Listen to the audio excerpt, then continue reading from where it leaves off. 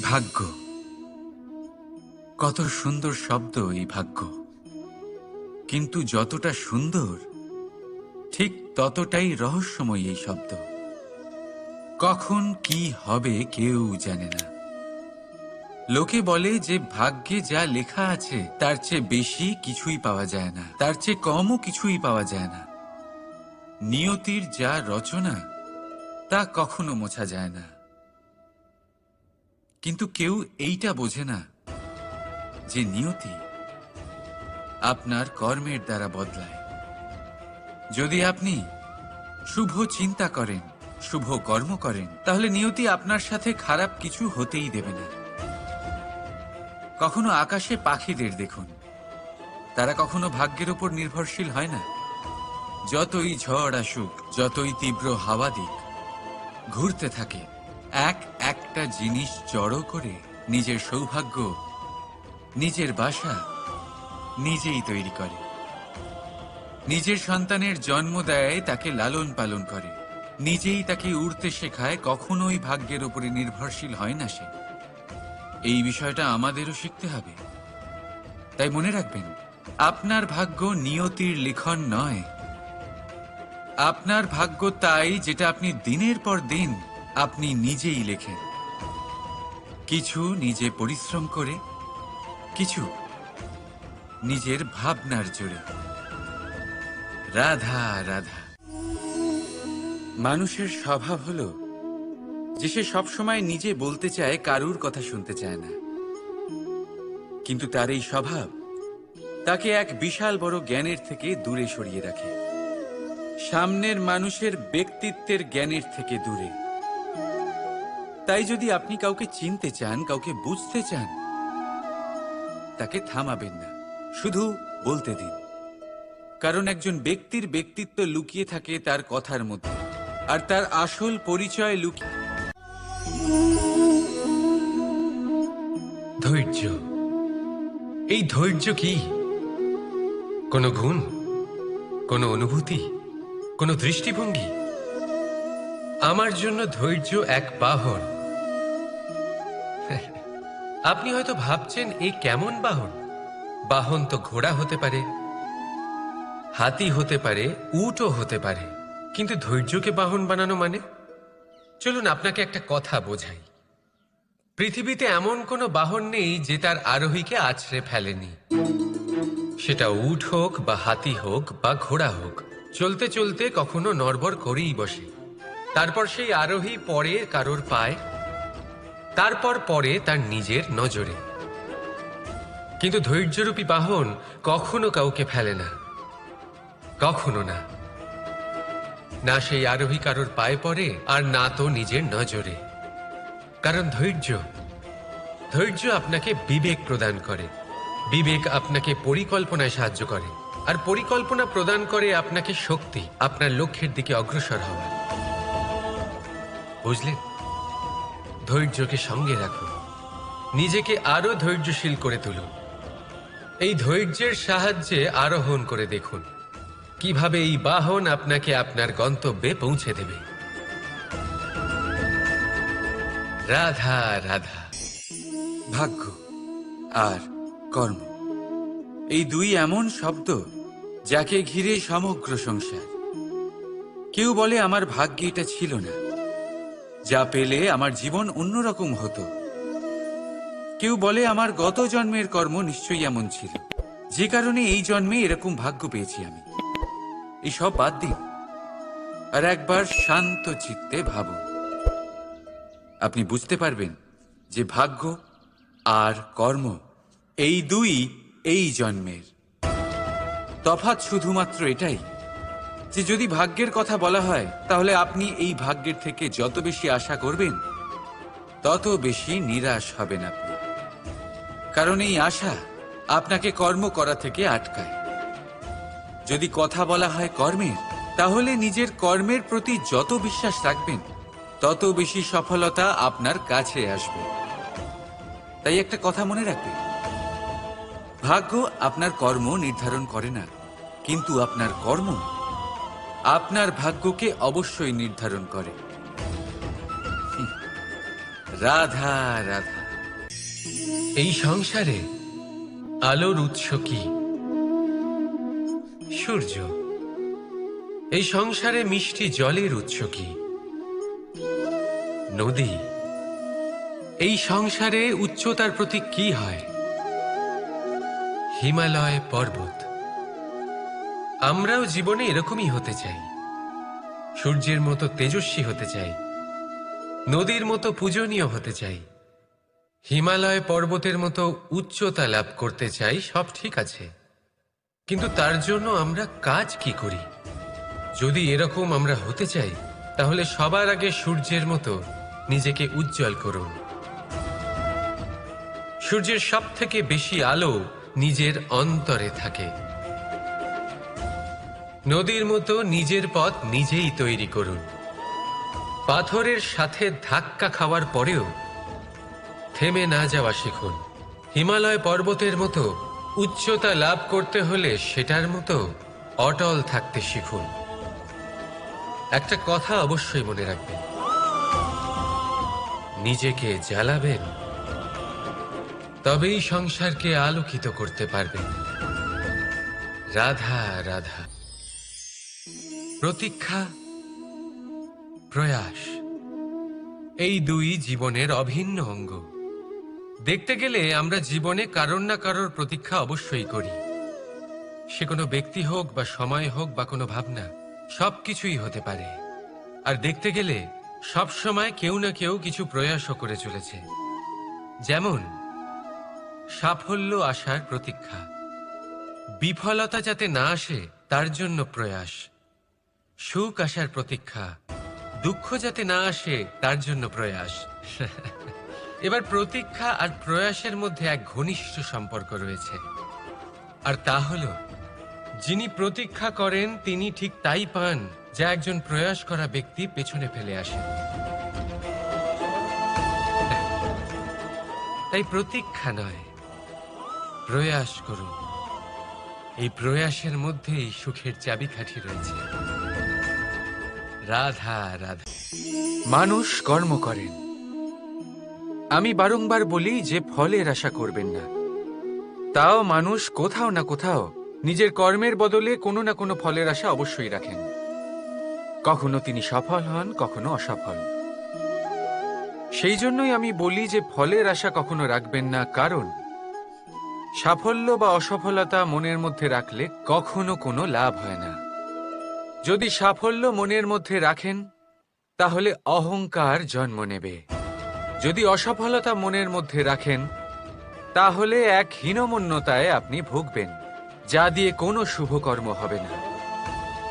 সেই জন্য শুধুই কর্ম করে যান, কর্মেই মগ্ন থাকুন। আর আসুন আমার সাথে ভালোবেসে বলুন, রাধা রাধা। বন্ধু আর শত্রু, প্রত্যেকের জীবনের একটা বড় অংশ এর উপরে নির্ভরশীল হয়ে থাকে। আপনার জীবনে সফলতা আর অসফলতাও এর উপরে নির্ভরশীল। কিন্তু এই বন্ধু এবং শত্রুদের খুঁজে পাওয়ার জন্য আপনাদের বাইরে যাওয়ার প্রয়োজন নেই, কারণ এরা স্বয়ং আপনার ভেতরেই আছে।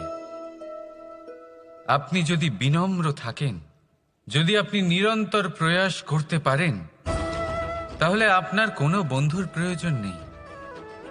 যদি আপনার মধ্যে অহংকার থাকে, যদি প্রতি কথায় আপনার মধ্যে ক্রোধ উৎপন্ন হয়, তাহলে আপনার শত্রুর কোনো প্রয়োজনই নেই। নিজের অন্তরের এই বন্ধু ও শত্রুকে চিনুন, আর আমার সাথে ভালোবেসে বলুন, রাধা রাধা। একে চিনতে পারলেন? একে কুঠার বলা হয়। আপনারা জীবনে কোথাও না কোথাও কোনো না কোনো রূপে এটা দেখেই থাকবেন। একটা ব্যাপার নিশ্চিত, এই কুঠার ছাড়া কোনো বৃক্ষকে কাটতে পারা সরল নয়। এবার আপনি কখনো এটা ভেবেছেন, এই কুঠার, এর এই অংশ, এর মুখটাই যদি না থাকে তাহলে কি হবে? এ শুধুমাত্র কোনো বৃক্ষই নয়, তার কোনো ডালও কাটতে সক্ষম হবে না। এবারে ভাবুন, এই শুকনো কাঠের হাতল এ আমরা কোত্থেকে পেলাম? কোনো এক বৃক্ষ থেকেই। সেই ডাল যাকে কেটে ফেলা হয়েছিল, এক বৃক্ষকে কাটার জন্য এই ডালই শস্ত্ররূপে প্রস্তুত। আমাদের জীবনে আমাদের প্রিয়জন, আমাদের আপনজন যখন সময় কখনো কখনো তাদের সঙ্গ না দেয়, যদি তারা দৈন্য দশায় থাকেন, তাহলে তাদের সঙ্গ কখনো ছাড়বেন না। ওনাদের প্রয়োজন শুধুমাত্র মনোবল। তা তাদের দিন। তাদের সাহায্য করা আপনার কর্তব্য। হয়তো তাদের সাথে থেকে আপনার কোনো লাভ হবে না, কিন্তু তাদের দূরে থাকাতে আপনার ক্ষতি অবশ্যই হতে পারে। সর্বদা সাহায্য করুন। সঠিক সময় আসলে তা আপনার সহায়ক অবশ্যই হবে। রাধা রাধা। আমাদের মধ্যে বেশিরভাগ মানুষেরই এই অভিযোগ থাকে যে মানুষ তখনই আমাদের স্মরণ করেন যখন সেই সময় আসে যখন আমাদেরকে প্রয়োজন হয়, যখন কোনো কাজ থাকে। যখনই এই সময় পেরিয়ে যায়, তাদের কার্যসিদ্ধি হয়ে যায়, তারা আমাদের থেকে দূরে চলে যান, ভুলে যান আমাদের। এবার এই বিষয়ে ভেবে খারাপ অবশ্যই লাগে। এই পরিস্থিতিকেই অন্য এক দৃষ্টিভঙ্গি দিয়ে দেখার চেষ্টা করুন। মনে রাখবেন, মানুষ প্রদীপের সন্ধান তখনই করেন যখন তার জীবনে অন্ধকার থাকে। আপনি প্রসন্ন হয়ে উঠুন, কারণ আপনার কাছে সেই সুযোগ আছে যে কারোর জীবনে প্রকাশের কিরণ আনতে পারছেন, কাউকে সঠিক পথ দেখাতে পারছেন, কারোর সহযোগিতা করতে পারছেন, এই পুণ্য অর্জন করতে পারছেন। কারোর থেকে কোনো আশা রাখার দরকার নেই। যার আপনাকে যতটা প্রয়োজন তাকে ততটাই সাহায্য করুন, ততটাই সবাইকে প্রেম বিতরণ করুন। আর এই প্রেমের ভাব নিয়েই আমার সাথে বলুন, রাধা রাধা। এটা সেই নৌকার প্রতিরূপ যা আমাদের নদী পার করায়। এবার বিষয়টা একটু ভেবে দেখুন। সেই বিশাল নৌকা যা আমাদের নদী পার করায়, সেটার নির্মাণ নদীতে নয়, ডাঙায় হয়। আর যদি আমরা এটাকে নদী অবধি পৌঁছতে চাই, তাহলে আমাদের দরকার পড়ে কোনো গরুর গাড়ির অথবা ঘোড়ার গাড়ির। তার সাহায্যে একে বহন করা হয়। এবার পথে যদি কোনো জলধারা আসে, কোনো নদী আসে, আর সেটাকে পার করতে হয়, তাহলে তখন সেই নৌকার ওপরে গাড়ি রাখা হয়, তারপর তাকে পার করা হয়। অর্থাৎ এই যাত্রা দুজনের সংযোগ ছাড়া সম্পূর্ণ হতেই পারবে না। সেই জন্যই এই প্রবাদ আছে, কখনো নৌকা তো কখনো গাড়ি। আমাদের সম্পর্কের মধ্যে অতি আবশ্যক, আমাদের সম্পর্কের মধ্যে অত্যন্ত গুরুত্বপূর্ণ হল সংযোগ। সবসময় একসাথে চলা, সংযোগ স্থাপন করা। সবসময় সুখী থাকবেন। রাধা রাধা। পুস্তক পুস্তক থেকে আমরা কি না শিখতে পারি। জ্ঞান হোক, বিজ্ঞান হোক, ইতিহাস হোক, সব শিখতে পারি। কথায় আছে, একটা ভালো পুস্তক, একটা ভালো গ্রন্থ পাওয়া তা 100 ভালো বন্ধু পাওয়ার সমান। কিন্তু যদি একটা ভালো বন্ধু পাওয়া যায়, তাহলে তা গোটা গ্রন্থাগারের সমতুল্য। সে আপনাকে কর্মের বিষয় জ্ঞান দেয়, সাফল্যের রসায়ন শিক্ষা দেয়। সে আপনাকে ইতিহাসে অমর করে রাখবে। শুধু তাই নয়, সে আপনাকে শুধু পথই দেখাবে না, সেই পথে আপনার সাথে সঙ্গী হয়ে চলবে সে। সেই জন্য জীবনে যদি কোনো ভালো বন্ধুকে পাশে পান, তাহলে তাকে আপন করে রাখবেন, তাকে সামলে রাখবেন। জীবন সহজ হয়ে যাবে। রাধা রাধা। বর্ষা ঋতু শুরু হলেই পাখিদের মধ্যে চাঞ্চল্য বেড়ে যায়। আর সেটা হবে নাই বা কেন? বাসা ভেঙে যায়, বৃক্ষ ভেঙে পড়ে।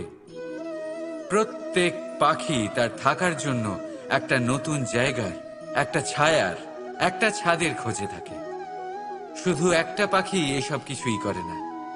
না তো তার এসব সমস্যা নিয়ে কোনো চিন্তা থাকে, না কোনো দরকার পড়ে। আর সেই পাখি হলো বাজ। সেই সব সমস্ত ছোটখাটো সমস্যার থেকে অনেক দূরে ওপরে উড়ে বেড়ায়, মেঘের থেকেও অনেক উঁচুতে। তাই এই সব ছোটখাটো সমস্যা যা আপনার জীবনে এসে থাকে, এই সব নিজের চারপাশকে ঘিরতে দেবেন না। নিজের চিন্তা ভাবনাকে অনেক উঁচুতে রাখুন। আপনার সমস্ত সমস্যা নিজে থেকেই নিচে চলে আসবে। রাধা রাধা। আপনি কখনো কোনো ইঁদুর দেখেছেন? তার সবসময় কিছু না কিছু চাই, ঠোকরাতে থাকে সারা দিন সারা রাত। কখনো আপনার রান্নাঘর থেকে কিছু নেবে, তো কখনো ভাড়ার ঘর থেকে কিছু নেবে। কখনো আপনার জামা ছিঁড়বে, কিছু তুলে নিজের গর্তে নিয়ে চলে যাবে। কিন্তু আপনি দেখুন, সে কখনোই সন্তুষ্ট হয় না, ওর পেট কখনোই ভরে না। ঠিক তারই বিপরীত হলো নদী। কারোর থেকে কিছুই নেয় না, শুধুই দান করে। নিজের জল এই প্রকৃতিকে বিলিয়ে দেয়, এই ধরাকে ভিজিয়ে বয়ে চলে, এই প্রকৃতিকে একটা নতুন জন্ম দেয়। আর এই নদী যে সবসময় শুধুমাত্র দান করে, আপনি দেখবেন এই নদী কখনোই খালি হয়ে যায় না। এটা থেকে আপনি কি শিখলেন? যে সবসময় ছিনিয়ে খায়, সে সবসময় অভুক্তই থাকে। যে ব্যক্তি সবসময় সবাইকে দান করে, তাকে এই ক্ষুধা কখনোই জ্বালায় না। যে ইঁদুর যে সবসময় ছিনিয়ে খায়, একলা হয়ে যায়, তার শত্রু তৈরি হয়। সেখানেই নদী যে সবসময় সবাইকে দান করে, তাকে মানুষ মা ভেবে তার পুজো করে। তাই ছিনিয়ে নয়, দান করাতে বিশ্বাস রাখুন। আর আসুন আমার সাথে ভালোবেসে বলুন, রাধা রাধা। কোনো ব্যক্তির ব্যক্তিত্ব কিভাবে তৈরি হয়? আপনার কি মনে হয় যে ব্যক্তি জন্ম থেকে তার স্বভাব নিয়ে জন্মায়, নাকি আপনার মনে হয় যে এই প্রকৃতি ব্যক্তির জন্য তার নিয়তি রচনা করে? না, এরকম একেবারেই হয় না। আমি আপনাকে বোঝাচ্ছি। যখনই বৃষ্টি পড়ে কোনো বিন্দুর দিকে দেখবেন। এবার এই বিন্দু যেখানে পড়ছে তার উপরে নির্ভর করছে তারপর কি হবে। যদি এই বিন্দু পড়ে কোনো ক্ষেতের ওপরে, তাহলে কোনো নতুন ফসলের জন্ম দেবে। যদি সে গরম কড়াইতে পড়ে, তাহলে বাষ্পীত হবে। যদি সে কোনো সাপের মুখের ভেতরে পড়ে, তাহলে বিষ তৈরি হবে। ঝিনুকের ভেতরে পড়লে মুক্তো তৈরি হবে। যদি কোনো পাতার ওপরে পড়ে, তাহলে শিশির তৈরি হবে। একই বিন্দু, কিন্তু তার সঙ্গত তার ভবিষ্যৎ এবং ব্যক্তিত্ব নির্ধারণ করবে। এবার এটা তো শুধুমাত্র এক বিন্দু, তার কাজ হলো শুধুমাত্র পড়া। কোথায় সেটা সেও নির্ধারণ করতে পারে না। কিন্তু আপনি হলেন মানুষ। আপনি বাছাই করতে পারবেন যে আপনার সঙ্গী কারা হবে, কাদের সাথে আপনি মেলামেশা করে বড় হবেন। তাই তা ভালোভাবে করুন, কারণ এই নির্বাচন আপনার হাতে, কারণ এই জীবন আপনার, ভবিষ্যৎ আপনার। এবার আপনি মহান হতে চান কি না, তার নির্ণয় আপনাকেই করতে হবে। আসুন আমার সাথে ভালোবেসে বলুন, রাধা রাধা। সুরক্ষা প্রত্যেক ব্যক্তির জন্য গুরুত্বপূর্ণ, কিন্তু এটাই মানুষের সবথেকে বড় শত্রু। কিভাবে? ভেবে দেখুন। একজন মানুষ যখন একটা সুরক্ষিত পরিবেশে থাকে, তখন তার মধ্যে আলস্য চলে আসে। সে জানে যে আমাকে না ভবিষ্যতের জন্য কিছু করতে হবে, আর না আজকের জন্য কিছু করতে হবে, শুধুই জীবন যাপন করতে হবে। এই সুরক্ষা কবচ থেকে বাইরে বেরোনো অত্যন্ত জরুরি। ভাবুন, পাখি যে তার সন্তানকে জন্ম দেয়, কিছুদিন পরে তাকে তার বাসা থেকে বের করে দেয়। কেন? যদি এরকম না করে, তাহলে সেই সন্তান জীবন কাটাতেই শিখবে না। যদি তাকে ডাল থেকে নিচে না ফেলে দেয়, সেই সন্তান উড়তেই শিখবে না। তার পাখনা শক্তিশালী হবেই না। সে তার নিজের বাসা তৈরি করার চেষ্টাই করবে না। পাখি তার বাসা তখন তৈরি করে যখন তার অভিভাবক তাকে ত্যাগ করে। মনে রাখবেন, আপনি সুরক্ষা কবচের বাইরে বেরোলে বিপদ অবশ্যই আসবে, যার জন্য আপনি সতর্ক হবেন, তার মোকাবিলা করবেন, শক্তিশালী হবেন। এবার সেই বিপদ যাতে আর না আসে, সেই জন্য আপনি পরিকল্পনা করবেন। তাই যদি আপনি নিজের বিকাশ চান, তাহলে যখনই আপনার মনে হবে যে আপনি একটা সুরক্ষিত পরিবেশে রয়েছেন, সুরক্ষিত কবচের মধ্যে রয়েছেন, তখন সেখান থেকে বাইরে বেরোন। সেখানেই পাবেন আপনার বিকাশ। রাধা রাধা। এই উই ধরা গাছের গুড়ি দেখতে পাচ্ছেন আপনারা? কোনো এক সময় এটা একটা সুগঠিত কাণ্ড ছিল। কোনো একদিন এক সুদূর বন থেকে একটি উই পোকা এখানে আসে, এতে বাসা বানায়। এই গাছের গুড়ি তখন কোনো প্রতিবাদ করেনি। তারপর দেখতে দেখতে সময়ের সাথে আরো উই এখানে জমাট বাঁধে, আর ক্রমাগত তাদের সংখ্যা বাড়তে থাকে। আর দেখতে দেখতেই এই কাঠের গুঁড়ি আর প্রতিবাদ করার মতো অবস্থাতেই থাকে না, নিজেই এক শুকনো কাঠে পরিণত হয়। কিছু বুঝতে পারলেন? অসৎ সঙ্গ, অসৎ অভ্যাস সময় থাকতে থাকতে বন্ধ করে দিন। আর যদি এরম না হয়, এ আপনার জীবন চক্র স্তব্ধ করে দেবে। রাধা রাধা। এই পাত্র দেখছেন আপনারা? কি সুন্দর এটা! জলকে শীতল রাখে আর ঘরকে সুন্দর। এবারে ভাবুন, যদি এই পাত্র আমার হাত থেকে পড়ে যায় তাহলে? ভেঙে গেল, তাই না? এবার কি হবে? আপনি বলবেন সহজ ব্যাপার, আরো একটা পাত্র কিনে নাও, এক মুদ্রায় পেয়ে যাবে। এই পাত্রের বাস্তবিক মূল্য আপনি যদি জানতে চান, তাহলে সেই কুম্ভকারকে জিজ্ঞাসা করুন, যিনি এই পাত্র বানিয়েছেন। কতটা পরিশ্রম করতে হয়েছে ওনাকে তা জিজ্ঞেস করুন। সর্বপ্রথম তিনি সেই মাটি মেখেছেন, তারপর তাকে চাকায় বসিয়ে গঠন করেছেন, তারপর কতবার চেষ্টা করে তাকে সঠিক আকার দিয়েছেন, তারপর আগুনের তাপে পুড়িয়ে তাকে কঠিন বানিয়েছেন, তারপর রং করে তাকে সাজিয়ে আমাদের সামনে প্রস্তুত করেছেন। এত পরিশ্রম দ্বারা তৈরি এই পাত্র আমরা স্বল্প দামে নিজের করে নিলাম। এটাই হয় পরিবারের সাথেও। অনেক সময় মানুষ আবেগের বশে, স্বার্থের কারণে এই পরিবারকে ভেঙে ফেলে। কখনো ভেবেছেন সেই মাতা পিতার বিষয়, যারা সেই পরিবারকে গড়ে তুলেছেন, তাকে আগলে রেখেছেন, পালন পোষণ করেছেন? কখনো ভেবেছেন সেই বিষয়ে? ভবিষ্যতে যদি কখনো এরকম কোনো চিন্তাধারা মাথায় আসে, এমন কোনো ভাবনা আসে যার কারণে আপনি পরিবারকে ভাঙতে চলেছেন, নিজেকে আটকে নিন। নিজেকে মনে করান সেই মাতা পিতার বিষয়ে, ওনাদের পরিশ্রমের বিষয়, ওনাদের ধৈর্যের বিষয়, তাদের প্রেমের বিষয়। আপনার আশা আবেগ, আপনার স্বার্থসিদ্ধি, এই সব কিছু তার সামনে খুবই ছোট মনে হবে। রাধা রাধা।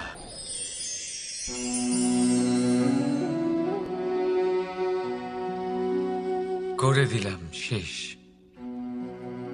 সংসার সর্বদা কৃষ্ণকে এই কথা শোনাবে যে কৃষ্ণ নিজেই নিজের মামার হত্যা করেছে। কিন্তু এটা সময়ের প্রয়োজন ছিল। আর এই কিন্তু হত্যা নয়, বধ ছিল।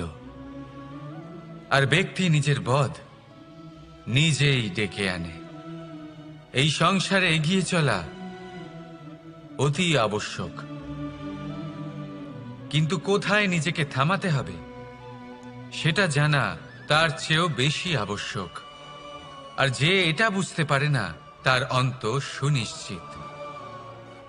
যে ব্যক্তি নিজের ভুল বুঝতে পারে তার মুক্তি লাভ হয়, আর যে স্বীকারও করতে পারে না তার বধ সুনিশ্চিত। মথুরার রাজা কংস, তার বধ এই জন্য হয়নি কারণ সে আমায় হত্যা করার প্রয়াস করেছে, আমার মাতা পিতা বা আমার দাদুকে বন্দী করেছে। ওর বধ এই জন্য হয়েছে যে ওর ঘৃণা প্রেমের সীমায় আসা সত্ত্বেও থামেনি। কংস মামা এটা কখনো বোঝেনি যে নিজেকে কখন থামাতে হবে। আর যা কিছু সে করেছে, যত পাপ সে করেছে, তা নিয়ে কখনো মন্থনও করেনি। অনেকবার বোঝানোর পরেও সব সময় প্রেমের থেকে মুখ ফিরিয়েছে। আর কি করল? শুধুই ঘৃণার দ্বারা এই ভালোবাসার ক্ষতি করার চেষ্টা করল। তাই মনে রাখবেন, এই সংসার, এর জীবন শক্তি হল প্রেম। আর যে এই প্রেমের ক্ষতি করার চেষ্টা করবে, তার অন্ত, তার বধ সুনিশ্চিত। রাধা রাধা। সূর্যের তাপ এতটাই প্রখর হয়, তা সমস্ত বনস্পতিকে শুষ্ক করে দেয়। পুকুর হোক, নদী হোক, সরোবর হোক, সমস্ত শুষ্ক হয়ে যায়। কিন্তু আপনি কখনো শুনেছেন সূর্যের তাপে সমুদ্র শুকিয়ে গেছে? এমন কখনোই হয় না। আর এর পেছনেই লুকিয়ে রয়েছে এক অমূল্য জীবনের শিক্ষা। সমুদ্রের মতো নিজেকে ধৈর্যশীল করে তুললে, নিজেকে সংযমী করে তুললে, সূর্যের তাপ আপনার কোনো ক্ষতি করতে পারবে না। আপনার অন্তর থেকে সেই তাপ বাষ্পায়িত হয়ে মেঘ তৈরি হয়ে সূর্যকে ঢেকে দেবে। আর তারপর হবে শুধু সাফল্যের বৃষ্টি। তাহলে আসুন আর আমার সাথে ধৈর্যের সাথে বলুন, রাধা রাধা। মানুষ অসুস্থ কেন হন? শারীরিক দুর্বলতার কারণে? না, মানুষ অসুস্থ হন তার মানসিকতার কারণে, তার বিবেকের কারণে, তার কর্মের কারণে, তার ক্রোধের কারণে। আর যখন কেউ সুস্থ হন, ঠিক হয়ে যান, তার মানে এটা নয় যে শুধু ওষুধের জন্য তিনি সুস্থ হয়েছেন। না, এটা কারোর তার প্রতি প্রেমের প্রভাব, বিশ্বাসের প্রভাব, সম্বলের প্রভাব। শুধুমাত্র ওষুধ দিয়ে কিছুই হয় না। যদি মনে প্রেম থাকে, বিবেক থাকে, বিশ্বাস থাকে, সম্বল থাকে, তবেই সেই ওষুধ কাজ করতে পারে। তাই মনে রাখবেন, এই জীবন হলো অত্যন্ত ছোট। মনে প্রেম ভাব রাখুন, মিত্রতা করুন, শত্রুতা নয়। ভালোবাসুন, বিদ্বেষ নয়। আর এই ভালোবাসার সাথেই বলুন, রাধা রাধা। মানুষ জীবনে সব সময় চিন্তা করে, ভাবতে থাকে যে তার জীবনে কতই না সমস্যা। তারপরে নিজের আশেপাশে দেখে আর ভাবে যে সবাই কত প্রসন্ন, শুধু আমার জীবনেই সমস্যা আছে। কিন্তু বিষয়টা তা নয়। শুধু প্রত্যেক ব্যক্তিরই নয়, প্রত্যেক প্রাণীরও জীবনে সমস্যা আছে। এবার মানুষ একটা পাখিকে দেখে এটাই ভাবে যে এদের জীবন কতটা সহজ। কোনো দেশেরই সীমারেখা এদের ওপর লাগু হয় না। কোথায় থাকবে সেই নিয়েও কোনো ভাবনা নেই। কত শান্তির জীবন এদের। তারপর সে একটা পিঁপড়েকে দেখে আর এটা ভাবে, কি অসাধারণ, এদের তো সারা জীবনই মাটির উপরেই অতিবাহিত হয়, খাবারটাও মাটিতেই পেয়ে যায়। কি শান্তির জীবন এদের। কিন্তু যখন কোনো ঝড় আসে, তখন সবার আগে সেই পাখির বাসাটাই ঝড়ে ভেঙে যায়। এই পাখি যে শাখাতেই গিয়ে বসে পড়ুক, তাদের উপর সবসময় সংকট থাকে যে ওপর থেকে কোনো বড় পাখি এসে তাদের উপর প্রহার না করে, তারা নিজেদের প্রাণ না হারায়। আর যদি কথা বলি পিঁপড়েকে নিয়ে, এদের উপর সবসময় সংকট থাকে যে কোনোভাবে বাতাস বা জল এদের ভাসিয়ে না নিয়ে যায়, কোনো প্রাণী ওকে পা দিয়ে পিষে না দেয়, এই পিঁপড়ে পিষ্ট হয়ে না মারা যায়। দেখুন, সমস্যা প্রত্যেকের জীবনে রয়েছে, আর এই সমস্যা আসতেই থাকবে। এর অর্থ এটা নয় যে এই সমস্যার সম্মুখীন হওয়া যায় না, এর সমাধানও সম্ভব নয়। প্রত্যেক সমস্যার সমাধান অবশ্যই আছে, শুধু শান্ত মনে সেটা খুঁজে বের করতে হবে। তাহলে সেটাই করুন, প্রত্যেক সমস্যার সমাধান করতে থাকুন। যত সমাধান করবেন, জীবন আনন্দময় হয়ে উঠবে। যদি সমাধান না করেন, তাহলে আজীবন দুঃখই পেতে থাকবেন। আসুন আমার সাথে ভালোবেসে বলুন, রাধা রাধা। কর্ম, ধর্ম আর কর্তব্য, এই তিনটি একে অপরের সাথে জড়িত। আর অনেক সময় এই তিনটি পালন করতে করতে আমাদের সেই ব্যক্তির সামনে গিয়ে দাঁড়াতে হয়, তার বিরুদ্ধেই যেতে হয়, যাকে আমরা সব থেকে বেশি ভালোবাসি। কিন্তু সেইখানে এই যুদ্ধ কোনো ব্যক্তিগত যুদ্ধ থাকে না। এ হলো কর্ম, ধর্ম আর কর্তব্যের যুদ্ধ। এটা সরল নয়, অত্যন্ত কঠিন হয় তার সম্মুখীন হওয়া যাকে আমরা সব থেকে বেশি সম্মান করি। কিন্তু আমাদের তো আমাদের ধর্মের পথে চলতেই হবে, কারণ আমরা কর্মবদ্ধ, কর্তব্যবদ্ধ, আর এটাই করা উচিত। শুধু এটুকু মনে রাখবেন, যদি আপনার উদ্দেশ্য শুভ হয়, আপনার ভাবনা শুভ হয়, আপনি যদি কর্ম, ধর্ম আর কর্তব্যের পথে অগ্রসর হন, তাহলে এই প্রক্রিয়াতে যদি আপনাকে আপনার আরাধ্যেরও সামনে দাঁড়াতে হয়, তাহলেও আপনার কোনো ক্ষতি হবে না। তাহলে আসুন আর আমার সাথে ভালোবেসে বলুন, রাধা রাধা। সাথী। সাথী এই শব্দটির ব্যাখ্যা কে কিভাবে করে? মিত্র, সখা, বন্ধু। কিন্তু অর্থ একটাই, তিনি যিনি আপনার সঙ্গী হন আর তিনি যার সাথী আপনি হন।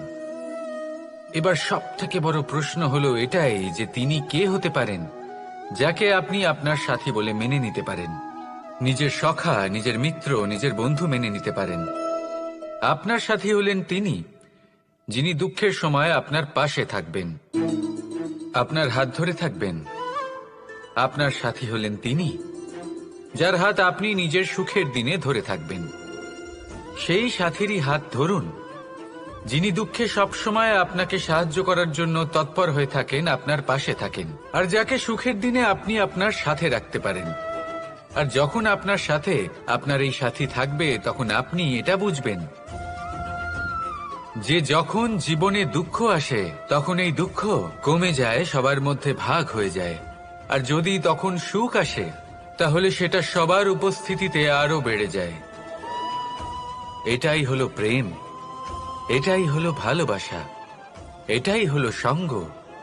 যেমন সম্পর্ক আমার আর রাধার মাঝে। তাহলে আসুন আর আমার সাথে ভালোবেসে বলুন, রাধা রাধা। মানুষ এক অত্যন্ত বিচিত্র প্রাণী। পরিকল্পনা করে, ষড়যন্ত্র করে, প্রচেষ্টা করে, কাউকে পরাজিত করার চেষ্টাও করে। সাপকে একটা দড়ি মনে করে হাতে চেপে ধরার চেষ্টা করে, কিন্তু একটা কথা বুঝতেই পারে না, সময়ের এই সাপ, এটা হাতে চেপে ধরাই যায় না। আর আপনি যা করবেন তা আবার ফিরে আসবে আপনারই সামনে। দেখুন, এতে কিছুই যায় আসে না যে আপনি কুম্ভকারের পুত্র নাকি কৃষ্ণের পুত্র। যদি আপনি অনুচিত কর্ম করেন, তাহলে আপনার সাথেও অনুচিতই হবে। অশুভ কর্ম করলে আপনার সাথেও অশুভই হবে। কুরু বংশ অত্যন্ত মহান বংশ ছিল। এই কুরু বংশ কি হলো তার সাথে? একটা গোটা বংশ বয়ে গেল, কারণ ওনাদের উদ্দেশ্য অশুভ ছিল। অন্যদিকে 5 জন বনবাসী পাণ্ডব মহাভারত বিজয়ী হলেন, কারণ তাদের উদ্দেশ্য শুভ ছিল। তাই মনে রাখবেন, শুভ অগ্নি প্রজ্বলিত করবেন, শুভ তাপ সঞ্চার হবে। অশুভ অগ্নি প্রজ্বলিত করবেন, নরকেই জ্বলতে হবে। তাহলে আসুন আর আমার সাথে ভালোবেসে বলুন, রাধা রাধা। জীবনে এমন কিছু কাজ রয়েছে যা আপনাকে একাই করতে হয়, আর এমন কিছু কাজ রয়েছে যা আপনাকে একসাথে মিলে করতে হয়, একজোট হয়ে, সঙ্গবদ্ধ হয়ে। এবার সঙ্গবদ্ধ বলতে কি বোঝাতে চাইছি? আমি তাদের কথা বলছি না যারা বাস্তবিকভাবে একে অপরের সাথে কাজ করেন। আমি তাদের কথা বলছি যারা একে অপরের থেকে দূরে থেকেও একে অপরকে বিশ্বাস করেন। আমি আগেও বলেছিলাম, সমস্ত বিশ্বের আশা বিশ্বাসেই বসবাস করে, তাই না? তাই যেখানে সমস্ত বিশ্ব আছে, সমস্ত সংসার আছে, সেইখানেই বিশ্বাস রয়েছে। তাই আপনার আশেপাশে এমন দল সঙ্গবদ্ধ করুন যাদের আপনার উপর বিশ্বাস আছে আর যাদেরকে আপনি বিশ্বাস করতে পারেন। তাহলে আসুন আর আমার সাথে ভালোবেসে বলুন, রাধা রাধা। আমরা যে মানুষকে চাই, যাকে আমরা ভালোবাসি, তাকে একটা উপহার অবশ্যই দিতে চাই। এমন এক উপহার যা ওনার ভালো লাগবে, যা শ্রেষ্ঠ হবে, অতি প্রিয় হবে। বহুমূল্য হবে বা বলতে পারেন মূল্যবান হবে। তাই আমরা কি করি, আমরা বাজারে যাই, তার জন্য স্বর্ণ, আভূষণ, হিরে, মুক্ত এইসব নিয়ে আসি। কিন্তু এটাই কি সর্বশ্রেষ্ঠ উপহার? কখনোই না। সর্বশ্রেষ্ঠ উপহার হলো স্বাধীনতা, তাকে নিজের মনের মতো বাঁচার স্বাধীনতা। যদি আপনি কাউকে স্বাধীনতা না দিতে পারেন, তাহলে সে কোথাও না কোথাও বন্দী হয়ে যায়, তার বিকাশ কোথাও না কোথাও আটকে যায়। কিন্তু যদি আপনি কাউকে স্বাধীনতা দিতে পারেন, তাহলে আপনি দেখবেন ও সমস্ত সংসারকে, এই জীবনকে নিজের দৃষ্টিভঙ্গি দিয়ে দেখবে, বুঝবে যে কোনটা হলো উচিত আর কোনটা হলো অনুচিত। আর এটাই হলো সর্বশ্রেষ্ঠ। আর এবার যদি কাউকে স্বাধীনতার মাধ্যমে এত বড় একটা শক্তি দিতে পারেন, তাহলে আপনি আমাকে বলুন, এর থেকে বড় উপহার আর কি হতে পারে? আসুন আর আমার সাথে ভালোবেসে বলুন, রাধা রাধা। পিতা আর পুত্রের সম্পর্ক অত্যন্ত মধুর হয়ে থাকে। পিতা স্বপ্ন দেখেন, তাকে পূর্ণ করার সকল সম্ভাব্য চেষ্টা করেন, কিন্তু তাও অনেক সময় ওনার স্বপ্ন অপূর্ণ থেকে যায়। তখন পিতা ভাবেন যে স্বপ্ন উনি পূর্ণ করতে পারেননি, ওনার সন্তান তা অবশ্যই পূরণ করবে। যে স্থানে উনি কখনো পৌঁছতে পারেননি, সেই স্থানে ওনার পুত্র অবশ্যই পৌঁছবে। পিতা নিজের সন্তানের ভবিষ্যৎ নিয়ে সেই স্বপ্ন দেখেন, আর যখন সেই সন্তান সামনে এগোতে থাকে, তখন তার দুঃখ হয় না, বরং গর্ব হয়। ওনার ভালো লাগে এটা দেখে যে ওনার সন্তান অনেক উন্নতি করছে। কিন্তু যখন সন্তান নিজের অভিভাবকের শক্তি দেখে, তার যশ দেখে হিংসা করতে থাকে, সমস্যা সেইখানেই শুরু হয়।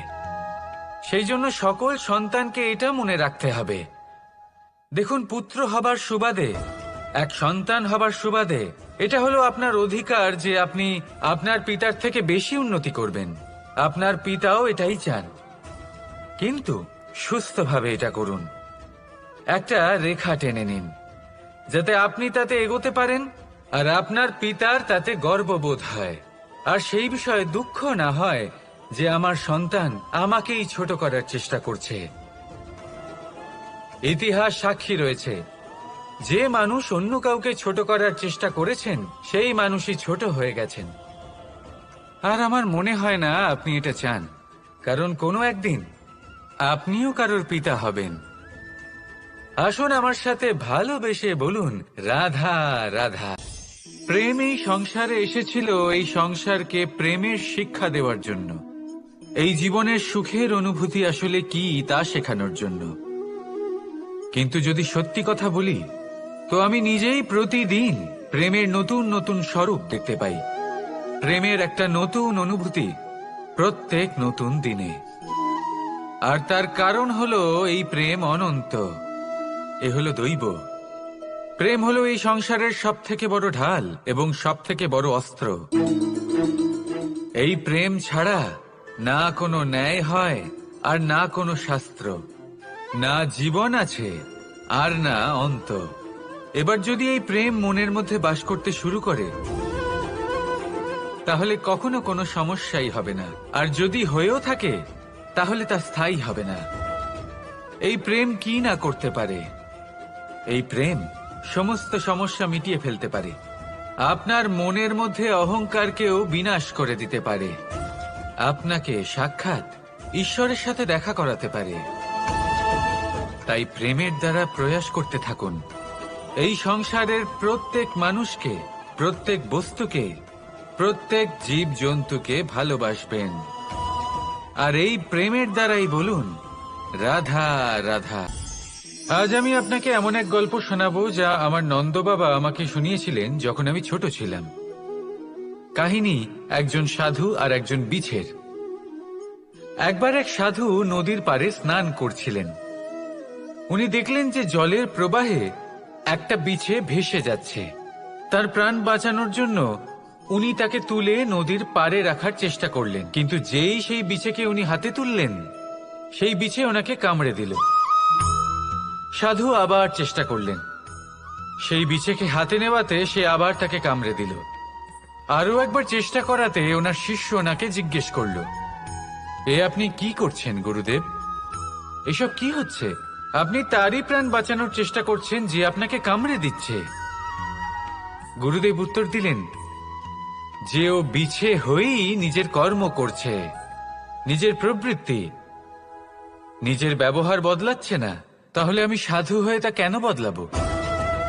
এর তাৎপর্য হলো সরল, যে সংসারে কিছু মানুষ আছেন যারা হয়তো খারাপ, দুষ্ট প্রকৃতির, আর হয়তো তারা কখনোই বদলাবেন না, কখনোই কোনো পরিবর্তন আসবে না। কিন্তু তার মানে এই নয় যে আমরা আমাদের কর্ম করা ছেড়ে দিই, আমরা আমাদের প্রচেষ্টা ছেড়ে দেব। আগে না, আমাদের তো করতেই হবে, কারণ ইতিহাস সাক্ষী আছে যে এই চেষ্টা এই সংসারের ধারাকেও বদলে দিতে পারে। তাহলে আপনিও আসুন আর আমার সাথে ভালোবেসে বলুন, রাধা রাধা।